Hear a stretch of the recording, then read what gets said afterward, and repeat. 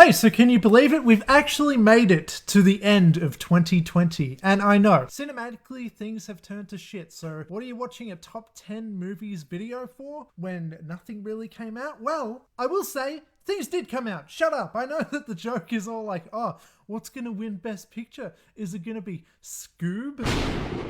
Is it like, I know, I get it. Some shit came out, some not much stuff came out, okay? Cinemas have been closed worldwide. Globally, things have turned to shit. Then there's that whole Warner Brothers HBO Max thing that's going on, but now everyone has a problem with it and whatever. Whatever the hell's going to go on, whatever is going to happen for our futures cinematically, which I fear, whatever. The point is, movies did still come out, and there were enough of them to justify making a top 10 list of, okay? I watched maybe 40 2020 movies. I don't know. However many it was, I will get to talking about the best of them. So let's get to it. There's not much else to explain, is there? It's a top 10 list. These are the top 10 movies, in my opinion, of 2020. Because there were enough of them, shut up. Coming in at number 10 is already a cheat. I'm cheating because I am a cheater at these lists sometimes. I'm a cheater because I'm putting two there. They are parallel, equal, both number 10. Okay, so number 10 is both Possessor and also Birds of Prey because I didn't really want to knock either of them off. So I'll start off by saying Possessor because I saw that one pretty recently and boy oh boy, this one kind of blew my mind. If you don't know what it's about, it's basically a woman who is a hitman who can possess people through science-y machine. There's a machine. It's kind of like when they go into the Matrix, but instead of going into the Matrix, she just kind of steals somebody's consciousness and she becomes them for a bit. And her mission, she goes on like these different missions to kill people for the benefit of the company that she works for. And it's just so damn cool. This is such a cool movie. Also, brutal, violently, horribly bad, bloody. It's so bad. Like some of the scenes in this, like I kind of had my jaw dropped. Like, holy shit, I can't believe that just happened. Some of the ways that she kills people in this. But that being said, not only does she just kill people, she's not just like, it's not like a Grand Theft Auto thing where she's gonna like just wreak havoc and kill people on the street or whatever. She has specific targets and she's told to make a specific narrative while she is possessing people. So she has to like kind of create this story of the motivation as to why the person she's possessing will do the things that she is going to do as that person. Does that make sense? And so yeah, it's kind of like it's creative in that way, and she has to look like the person that she's possessing. She has to act like them and convince everybody, that something's a bit off with this person, so that later when she kills people, it's like, oh shit, yeah, well, he was acting pretty weird and stuff. I don't know. It all makes sense in the context of the film. This is a very tastefully done film. It's very, it's a bit artsy-fartsy, I suppose. And it's really, really well made. And it's super fucking good. Yeah, I highly recommend Possessor. But I don't want this video to be like 50 minutes long, so let's get to the next one. Then there's Birds of Prey. You probably know what Birds of Prey is, right? It's a DC movie, Harley Quinn. It's basically the Harley Quinn movie, and I thought it was really fun. It was just really, really fun, and that is all that there is to say. Surprisingly fantastic action as well. Like, it wasn't just CGI fights. There was like some really good on-screen kind of like fights and stuff. That was cool to see. Anyway, let's move on to the next one. So number 9 is The King of Staten Island. I really enjoyed this movie. It's probably too long. It's a Judd Apatow movie, so of course it's going to be too long. But it was heartfelt. It was nice. I liked the main guy, but I kind of hated him too because he was kind of an idiot and stuff, but like in a relatable way. He clearly had good intentions, and I don't know, Pete Davidson did a good job as basically playing himself. Bill Burr was good. Everyone was good. I liked this movie. It was just a fun time. It was kind of a chill thing. You kind of embodied the character for a bit where you just kind of learn about his life. It's a little bit aimless. Like there's no heavy plot going on. You're not quite hanging on the edge of your seat to find out what happens next. It's just kind of a slice of life type of movie, and I liked it quite a bit. Then number 8 is Freaky. This movie is made exactly for me. A high school student and a serial killer swap bodies. It's Freaky Friday, but it's also Friday the 13th. Kind of thing. It really should have been called Freaky Friday the 13th. Anyway, but horror comedy made exactly for me. It's so damn good. I would really highly recommend seeing it if you are into that kind of genre. But if you're not, probably not. If it's not for you, it's not going to be for you. I would not recommend this to just like anybody. Would not recommend this to my parents or whatever. Like, there are certain people who are going to enjoy this, and I'm one of those people. Next up at number 7 is Antebellum. And apparently I'm alone in this because everybody hates Antebellum. It's got a really low score on IMDb. All the reviews are bad. Everybody hates this movie. But you know what? Your boy... Who's me? Just by the way. Loved it. I thought this was kind of ingenious, to be honest. It's so well made, and it really has something to say. And I sort of can't comprehend why people didn't like this movie. I thought it was fantastic. A lot of the reviews I read said it didn't make sense. I disagree. I think they didn't get it. I'm not saying you're an idiot if you didn't like this movie, but a lot of people who didn't like this movie... They're idiots. Based on the reviews that I read. Some of the reviews. Anyway, whatever. Moving on. We can disagree. Agree to disagree. It's okay.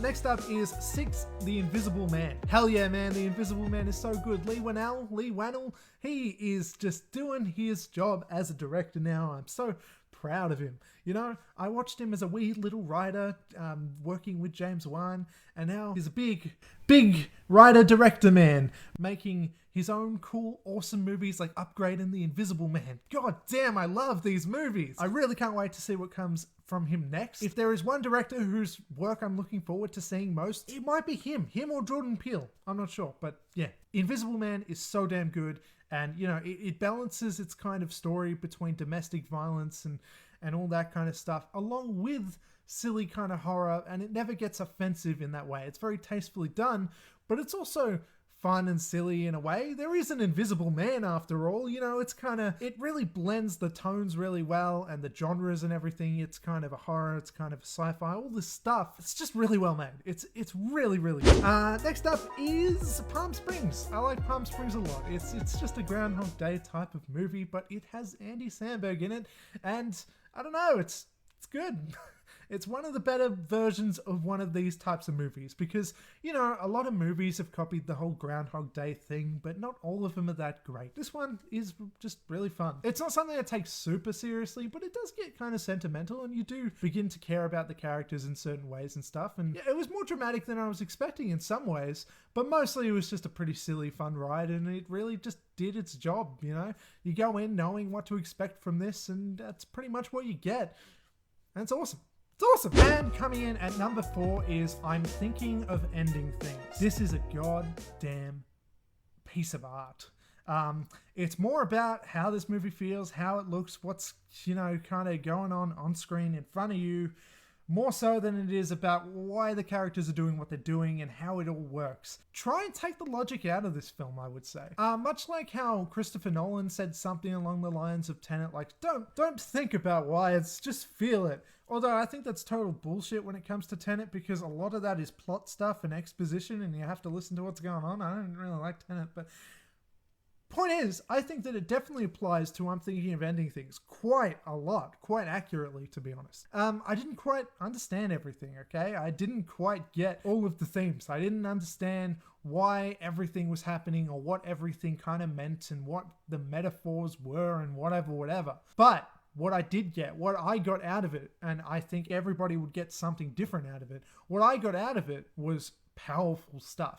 This really just made me think about time, the inevitability of time and death, and it got really deep and dark for a minute there when I was watching it. This impacted me very, very much. I do think by the end, it does get a little bit like, okay, where's this wrapping up? I don't quite understand what's going on by the end, but it felt like it didn't matter because this was more about the experience of watching it, more so than it is about, oh yeah, that was a good movie. I like when this part happened. No, it was so much deeper than that. And like I said, it doesn't feel like movies do to me in terms of being entertaining. This wasn't entertainment. This was art. This was art in a film, which, you know, that's not a hot take. A lot of films are like that. There's a lot of movies that are more art than entertainment. But there's just something about this one. Like, I feel like a lot of those types of movies can get really pretentious, and like, I don't super get into some of them sometimes. I just think that they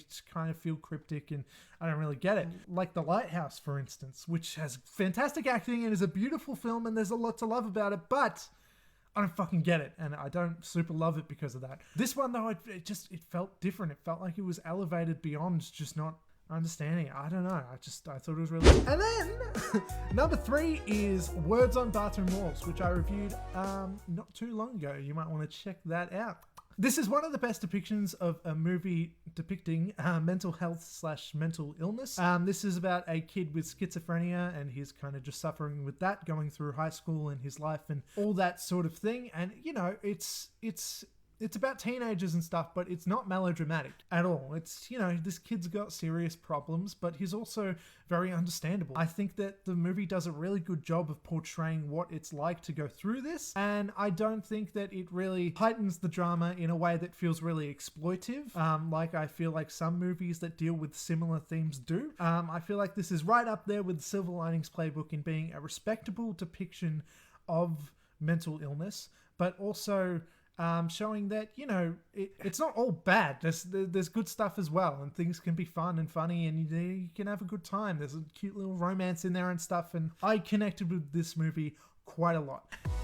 Number 2 is another movie that I connected with quite a lot as well, probably a little bit more, in Sound of Metal, which is about a drummer of a metal band, experimental metal band, losing his hearing. And it's not really about the music scene so much as the film goes on. It's really about this guy accepting his loss of hearing. And it's very slow and it's very sad, but it's very, very good. Riz Ahmed should win, like, Best Actor, I would say, because come on, who the hell else is rivaling him in 2020? Plenty of people, maybe?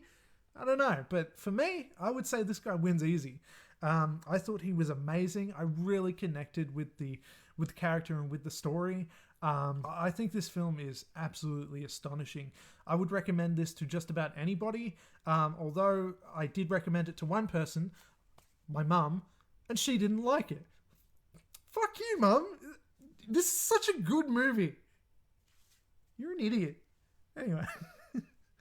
But yeah, for pretty much any other self-respecting person,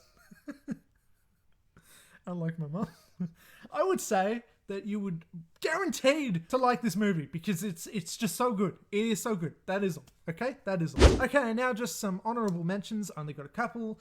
In The Hunt, which I really wanted to make it into my top 10, and it pretty much is, you know, this is kind of on par with the top 10 with Possessor and Birds of Prey, but here it is in honorable mentions. The Hunt is just a really fun, you know, kind of satire thing of America and of the Hunger Games type of films where they fight to the death and that kind of thing. It's a fun horror comedy thing, and it's really good. My one kind of thing that I would complain about a bit is just within its own DNA to begin with, though. There's not much that could have changed, and this was all very much on purpose, but it is very much made for Americans, and so some of it, I'm like, I don't really know about the politics here, so it's not exactly made exactly for me in that way in some ways, but still, it's pretty closely made for somebody like me, and I really enjoy this movie. And the other honorable mention that I have written down is Just Mercy, which is a movie that pretty much nobody fucking talks about, and I don't understand it. It stars Michael B. Jordan and Jamie Foxx, and it is kind of a story that you have seen before, but it's done super, super, super, super well. Really heartfelt. I don't know. It doesn't have the highest rating on IMDb. Maybe I'm just a sucker for it or something, but this is a film about racism. It's about a guy who has gone to jail, who believes he is innocent for the crime that he's gone to jail for. And it is just about Michael B. Jordan pretty much defending this guy because, well, it's not a spoiler to say, is it? He's innocent. He's gone to jail, but he's innocent, and he is on death row, Jamie Foxx's character. And it's based on a true story. It's just heartbreaking stuff. It's really horrible, but there's some really uplifting stuff in here as well.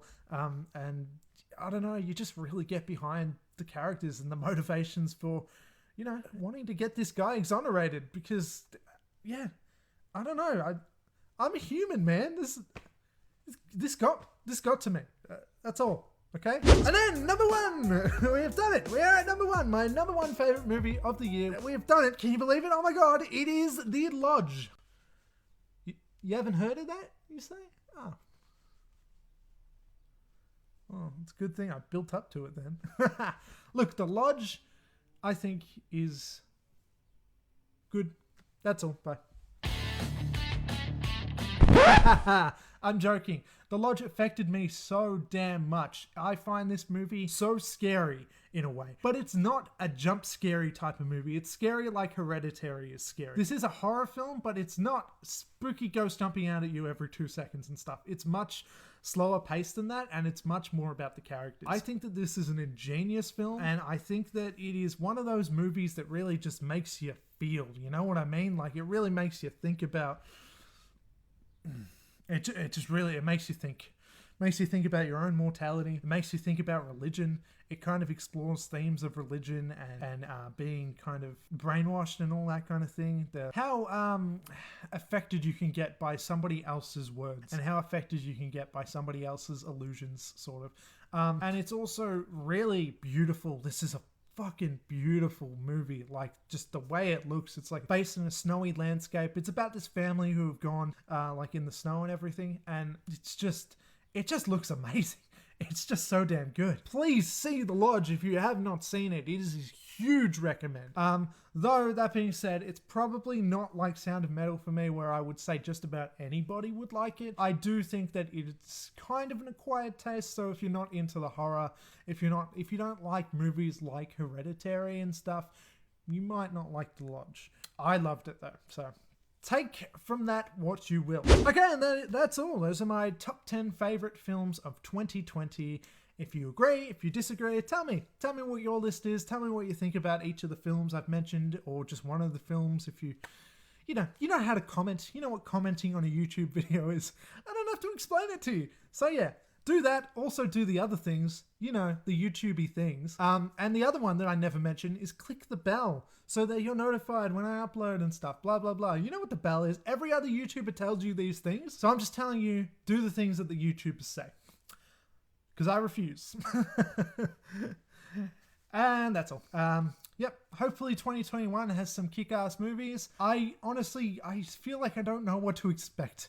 A cinema's going to be open everywhere? Don't know. They're open here, but is, you know, America and whatever going to be producing much? Apparently, because things have been announced for next year, so cool, I guess. I hope that cinemas survive. I hope that movies are living strong in 2021 and the years to come. I look forward to seeing what's happening. And, yep, that's all. Catch me next time.